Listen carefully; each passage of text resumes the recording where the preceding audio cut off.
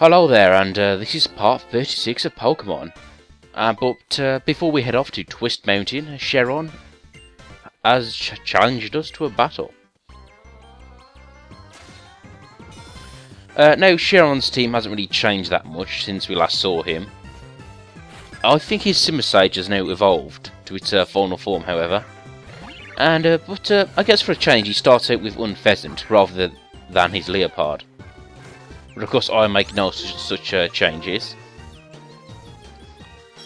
Now, the Unfezant here is rather an unpheasant fellow because he's sort of trolling you with a few stalling moves, like Detect, which can be annoying.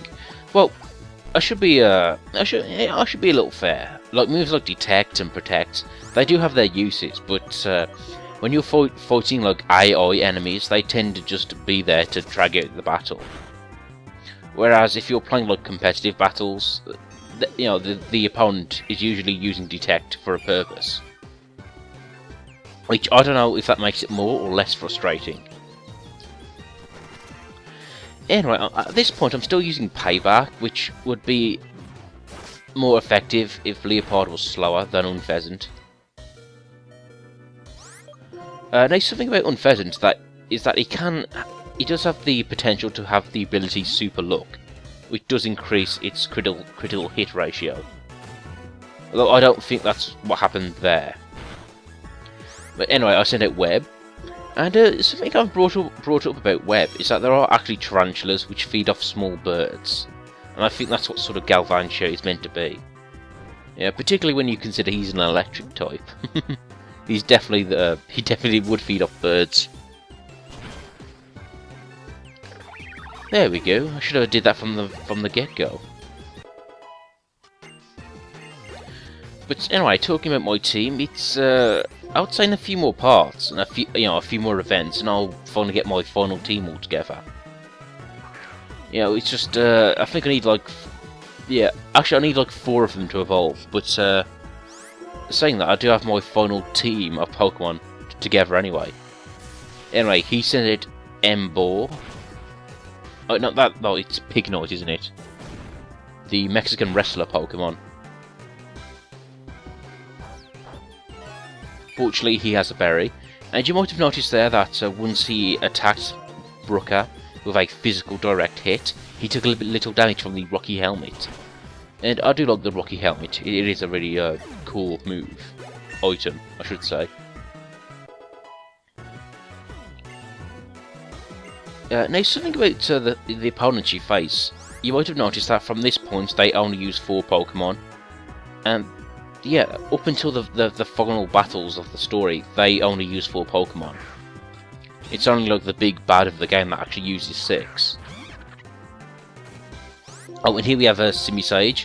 Haven't said before, he's my favourite of the Elemental Monkeys, just because he's got a cool green mohawk. He looks badass.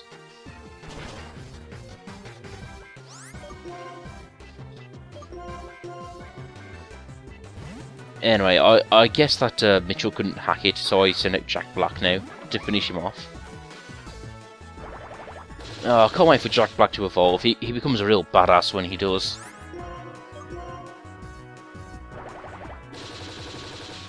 Seed Bomb there, one of the, I would say, few physical grass type moves. They're usually mostly special, but yeah, it's pretty good.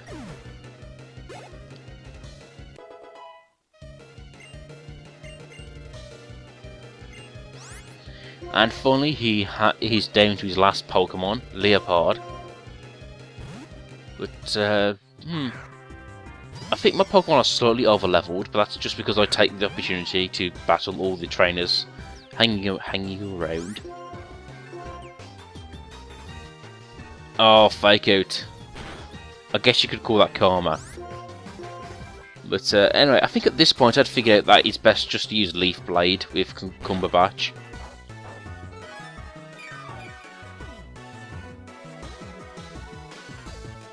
Now, when it comes to berries, I don't really use them, or at least I don't in the later part of the game. Or at least I mean those health berries. And I think that's because after a certain point, your Pokemon have such high HP that essentially the amount of HP you would get healed from a berry isn't too significant.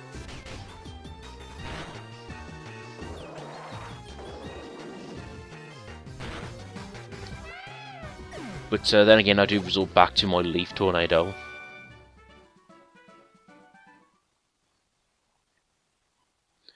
But hallelujah, praise the great Swan Lord. Mitchell will now evolve to his final form, Swanna. Again, a rather elegant and cool looking Pokemon. Yeah, that's pretty much the reason why I went for it. That he just looks so pompous and arrogant. Oh, but that's not the only evolution of the day. Webb will also evolve. It's kind of fitting that Mitchell and Webb both evolve together. And this Pokemon here, I've been calling it Galvantula, but I've heard other people call it Galvantula, whatever.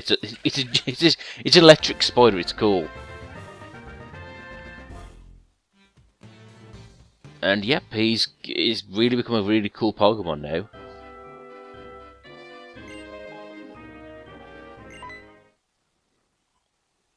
Oh, here we have Alder, which, if I haven't said before, his theme song sounds something from Wind Waker.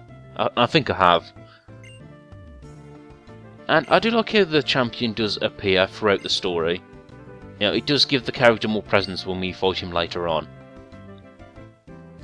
Again, the whole story thing was something started in Platinum, but it's really developed here.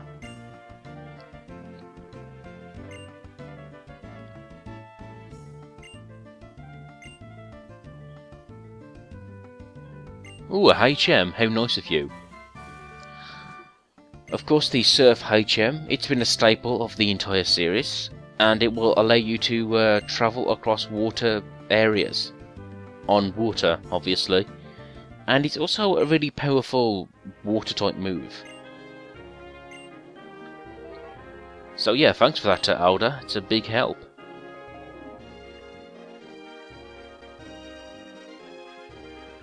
Anyway, we're on to Twist Mountain now. No, this dungeon is kind of special in a sense that, depending on the season, its layout can be quite different. And you're about to see what I mean coming up. Oh, hello, Sharon.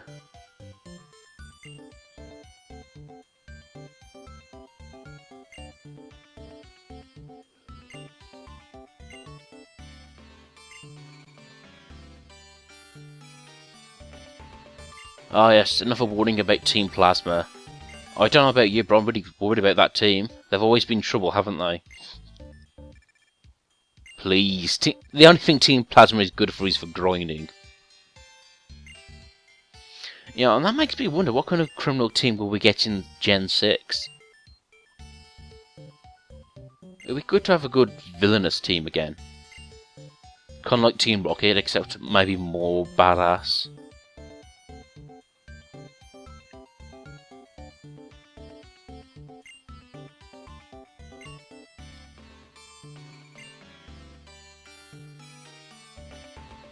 Anyway, like I was saying, you're about to see the layout of this place. And as you can see, because it's winter, the sort of half of this dungeon is filled up with snow, which you can walk on. And the thing is, it does make recording this section kind of tricky. Because if the snow wasn't here, you wouldn't be able to just walk across. You would have to, like, traverse the entire mountain, going in and out of all the tunnels. But, no. Because it's winter, I could have just run across there and went straight for the exit. But, I wanted to be a thorough guy and, you know, just generally check out this place. I like to show off stuff in Let's Plays, of course. Anyway, Hank, the doctor here, sends out his Duosis. Whatever. You'll have to forgive me, I'm watching this through like the preview screen of Sony Vegas, and it's a little unclear. And again, this doctor, like previous ones, once you've beat him in a fight, he will then heal your Pokemon.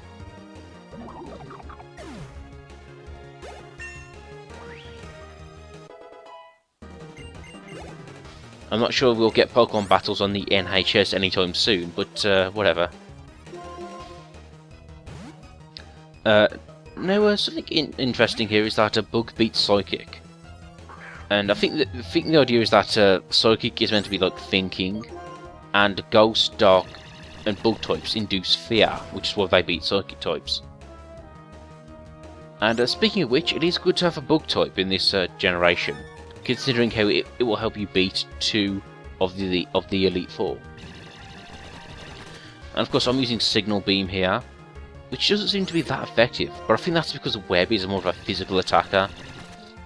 Yeah, it's a special type Bug move.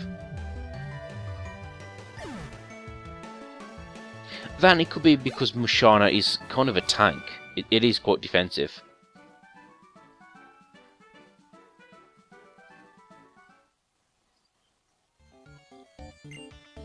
Anyway, he gives us a set of Sensu Beans, and we can be on our way.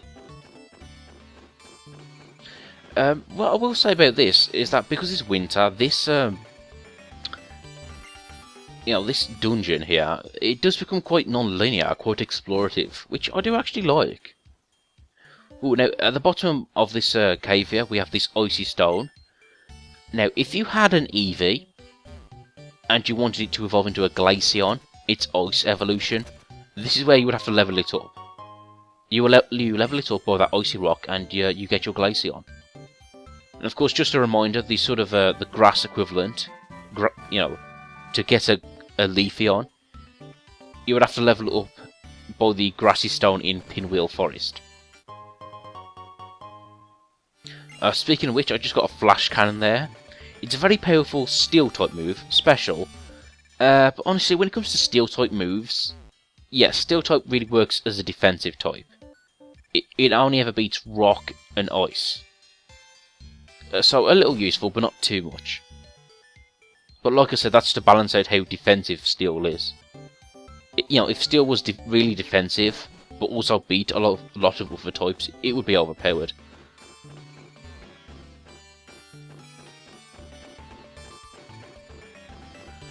I do wonder what this place is supposed to be, and there probably is a good reason for it, which I've probably missed by talking over the game. I get the feeling that it might be a quarry. I mean, it's called Twist Mountain, but you know what I mean. Or maybe it's an old volcano. But nevertheless, again, I do like how in all Pokemon games they have like a cavern type dungeon, or at least quite a lot of them. And I like how in this generation, well, they have that same trope again, but like each cave is different. Like Charged Stone is like blue and electric. This one's all twisty, if you will.